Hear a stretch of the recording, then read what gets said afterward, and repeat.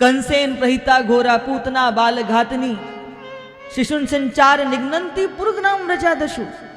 तो पूतना नाम की एक राक्षसी भी इनकी सेना में थी। पूतना ने कहा महाराज चिंता मत करो, ऐसो सुंदर सो रूप धारण करके जाऊंगी कि जा जाके घर में नए बालक ने जन्म लियो होगो, सवन को कालकूट को विष पिला करके सवन को उद्धार कराऊंगी। आप चिंता मत करो, मेरे रहते भाई आपको काहे बात की चिंता। और बंधुओं पूतना ने माया ते ऐसो सुंदर रूप धारण कियो। कई बार ये जो रूप होवे ना ये बड़ो काम कर देवे, कई की पर्सनैलिटी थोड़ी जोरदार होवे ना तो चाहे भीतर ते चोरी क्यों ना होवे पर बाकी पर्सनैलिटी के कारण बातें कई बार कछु कही ना जा सके। तो ये भी बड़ा सुंदर स्वरूप धारण करके ब्रजमंडल की गलियों में बीतियों में पहुंच गई। अब या ने कहा देखो कि बहुत सारी स्त्रियां इकट्ठी है करके काय के लाला की बधाई देवे के लिए जा रही हैं। तो या ने पूछी कि अरे आप कहाँ जा रही हो, सब इकट्ठी है क्या? बोले तुम्हें ना पता, यशोदा के घर में लाला ने जन्म लियो है, बुढ़ापे में सही परंतु बड़ो आनंद भयो, हम तो सब लाला के दर्शन करने के लिए जा रही हैं। पर तुमको तो आज से पहले कभी देखो ना है। अरे मैं फलानी जगह ते आई हूँ, जैसे ही मैंने भी सुनी कि लाला को जन्म भयो है तो सबरे काम काज छोड़ के मैं भी लाला के दर्शन करने के लिए चली आई हूँ। ये भी उनके साथ बातचीत करती भाई लंबो सो घूंघट मार करके चल दी। अब यशोदा के मैया के घर में तो ऐसे कोई आ रहा है, कोई जा रहा है, कोई आ रहा है, कोई जा रहा है, और मैया सबन को खूब बांट रही है। 9 लाख गैया यशोदा मैया के घर में आती, खूब खूब भंडार भरे पड़े। अब जैसे ही सब ये बधाई देवे के लिए आई तभी मैया ने कहा करी कि थोड़ी देर पहले ही लाला को दूध पिला करके पालने में लिटाई दियो भीतर।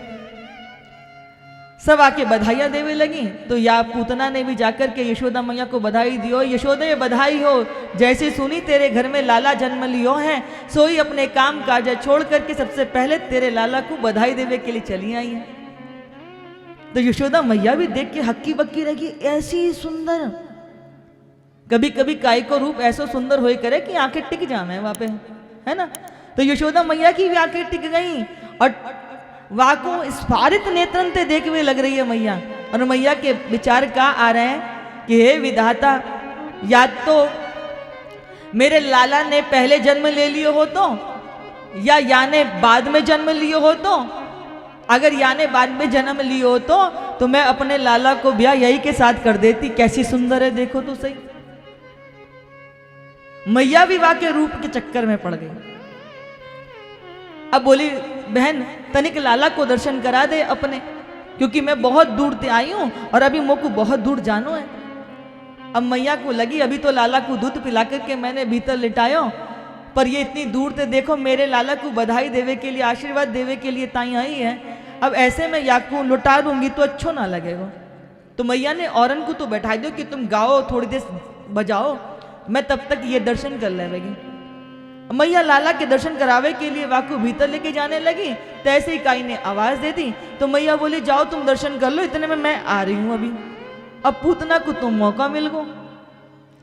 अब बंधुओं जैसे ही पूतना मौसी ने अपनो पैर उठायो ध्योड़ी को पार करवे के लिए, चौखट को पार करवे के लिए, तैसे ही मेरे कन्हैया ने अपने दोनों नेत्र बंद कर लिए। तो यहाँ ब्रज के बड़े संतों ने बड़ी सुंदर सुंदर उपमाएं दी हैं कि श्याम सुंदर ने, कन्हैया ने अपने नेत्र क्यों बंद कर लिए। तो बंधुओं हमारे जो कन्हैया है ना, वो सोच रहे हैं कि हम ब्रजमंडल में जन्म लेके आए हैं, तो ब्रजमंडल में तो गैयाओं की सेवा हुए करे तो खावे को दूध दही मक्खन मिलेगा।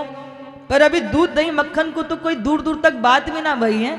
और ये पूतना मौसी हमको जहर पिवा के लिए आ गई है, और जहर पीने को काम तो शंकर दादा को है। सो कन्हैया ने अपने दोनों नेत्र बंद कर लिए और शंकर दादा को याद करने लगे कि शंकर दादा आओ, हम तो दूध पीवेंगे, जहर पीने को काम आप करियो। इसीलिए दोनों नेत्र बंद करके शंकर दादा को पुकारवे लगे।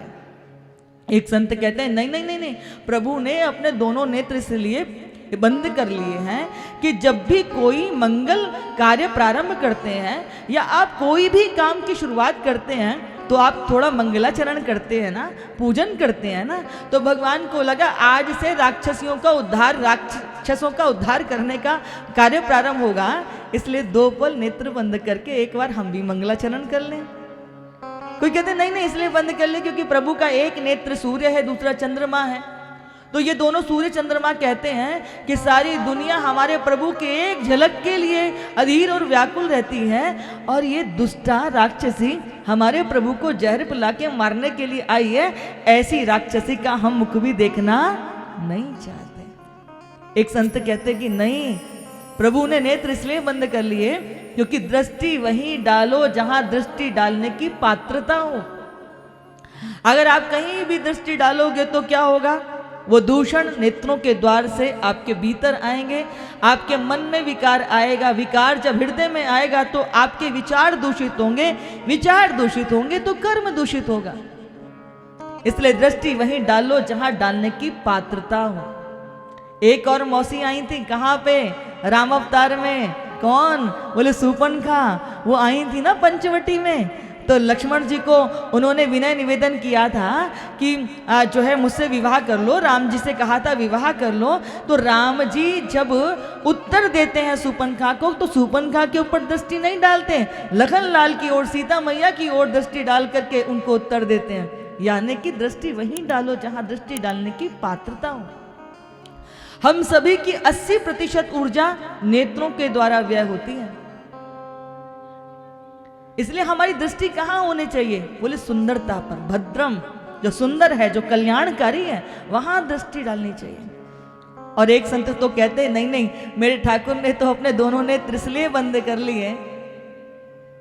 किस लिए बंद कर लिए, बोले क्योंकि मेरे श्याम सुंदर है मायापति, और ये माया का रूप धारण करके आया मायावती, और मायापति के सामने मायावती की तो एक नहीं चलने वाली ना। इसीलिए भगवान ने अपने नेत्र बंद कर लिए कि जैसे ही मैं अगर आंखें खोल दूंगा तो ये अपने असली स्वरूप में प्रकट हो जाएगी, मेरी मृत्यु तो टल जाएगी, परंतु ब्रजमंडल के और बालकन पे आफत आ जाएगी। और वैसे भी ये सबके सब भीतर गा बजावे लग रही हैं, इनको आनंद में सारो भंग पड़ जाएगा, इसलिए ठाकुर जी ने नेत्र बंद कर लिए।